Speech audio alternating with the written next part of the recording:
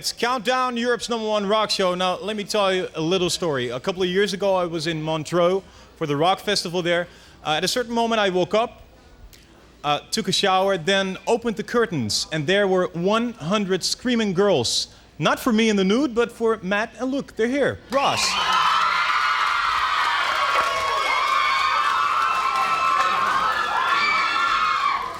Because at first, you know, I tried to hide it all. But they were looking up towards your balcony. You know, it was. Probably more to see on your balcony, though. Oh, I don't think so. No, they, you know, must have taken binoculars or things like that. Now, at a certain moment, you know, wherever you go, screaming fans, didn't you at a point had a thing like, oh, I wish it would all stop? I don't know. It's really strange. I mean, even it takes us by surprise. At the end of this year, it'll be 5 years for us, man, and we thought. I mean, it just hasn't seemed to have let up. I mean, it's still really reassuring. They're just brilliant. I mean, what can we say, man? No, can success hurt you, looking back at that period? No, I think it's something that you should always be proud of. There's a lot of bands that criticise their past and they try and shun it and be embarrassed of it, but there's something that we're proud of. We were young guys then, we were 17, we're 23 years old now. We're just proud of the past and, you know, things go on, you know, and we're progressing.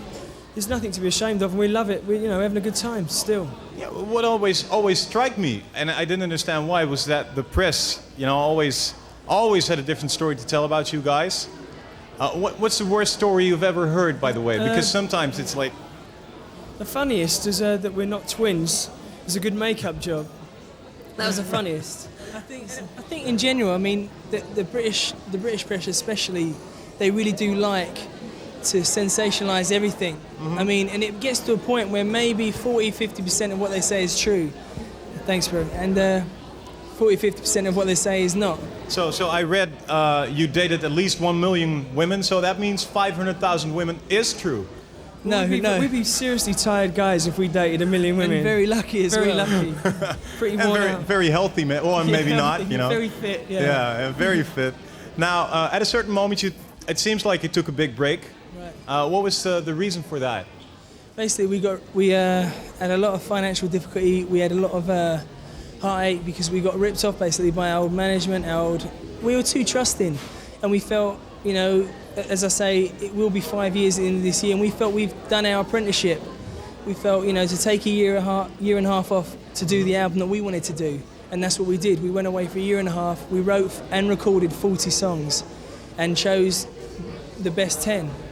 And how did you choose them? What did you do? Got together or call some people in? A record company, a management, a record company. The two of us, we just sat down and said, you know, we've got 40 great songs in. Let's pick the best 10, because you know we wanted to be an album that we were happy with, that we loved, you know.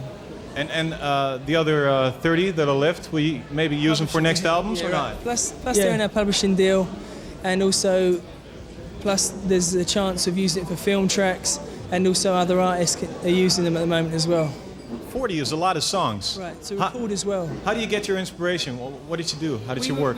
We got into sort of life of being in the studio, and we were just working and we were writing. It was great because there was no deadlines and there was no like pressures from any outside forces. We just were in there writing. I think the pressures come when you have a record company or management giving you a deadline, saying, you know, this has got to be finished in 5 minutes, guys. We didn't have that, so we never felt under pressure. So they just kept flowing, and we got to a point where we said, okay, we've done enough. Let's pick an album here. Well, your last tour brought you, the Push tour brought you like everywhere. Are you going on a tour now to support the album? Yeah, we'll be doing some London dates, hopefully at Wembley. And then in January it'll be a European tour, extensive. So I want to play the whole of Europe. Okay. It was nice talking to you. Nice to know you're like really nice guys. Easy, man. Easy. You know, thanks for being here. One thing.